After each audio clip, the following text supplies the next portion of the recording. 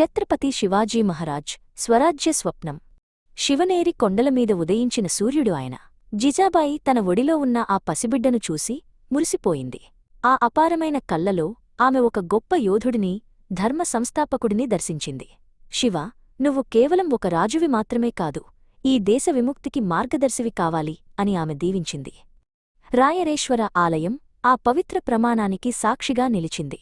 యువకుడైన శివాజీ తన ప్రాణస్నేహితుడు తానాజీ మలుసరేతో కలిసి శివలింగం ముందు నిలబడ్డాడు.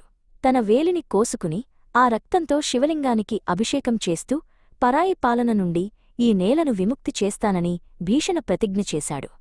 తోరణ దుర్గం మొట్టమొదటి విజయం. కేవలం 16 వయసులో శివాజీ తన నమ్మకస్తుడైన సైనికుడితో కలిసి కోట బురుజుపైకి చేరాడు. మొఘల్ సామ్రాజ్యానికి సవాలు విసురుతూ మరాఠా జెండా రెపరెపలాడింది. ఇది కేవలం ఒక కోట గెలవడం కాదు, అణగారిన ప్రజల గుండెల్లో ఆశలు చిగురించడం.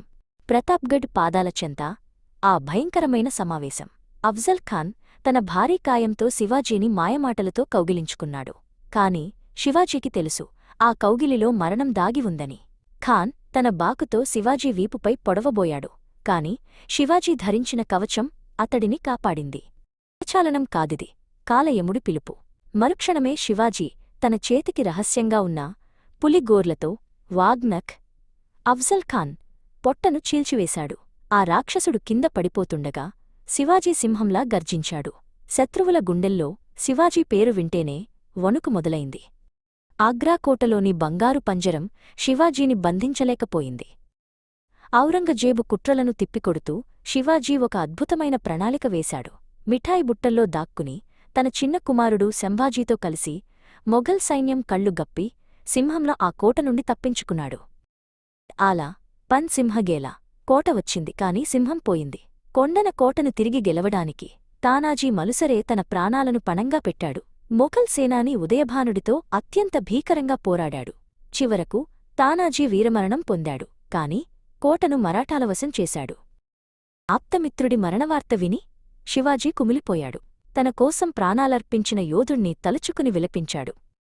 ఒక యోధుడిని కోల్పోవడం స్వరాజ్యానికి తీరని లోటు, విజయానికి రక్తం వెల అని ఆయన ఆ వేదనలో గ్రహించి ఆ కోటకు సింహగఢ్ అని పేరు పెట్టాడు. జూన్ 6, 1674 రాయగఢ్ కోట పండుగ జరుపుకుంది. వేదమంత్రోచ్చారణల మధ్య గాగబట్టు శివాజీకి పట్టాభిషేకం చేశాడు. ఛత్రపతిగా ఆయన ధర్మసింహాసనాన్ని అధిష్ఠించాడు. ఇది కేవలం ఒక వ్యక్తికి జరిగిన పట్టాభిషేకం కాదు, హైందవ స్వరాజ్య పునరుద్ధరణ. అరేబియా సముద్ర కెరటాలవైపు చూస్తూ శివాజీ నౌకాదళాన్ని నిర్మించాడు. సముద్రాన్ని పాలించేవాడే ప్రపంచాన్ని పాలిస్తాడు అని ఆయన నమ్మాడు. ఆయన నిర్మించిన కోటలు, ఆయన నేర్పిన ధైర్యం నేటికీ భారతీయ ఆత్మలో సజీవంగా ఉన్నాయి. శివాజీ కేవలం చరిత్ర కాదు, ఆయన ఒక నిరంతర స్ఫూర్తి.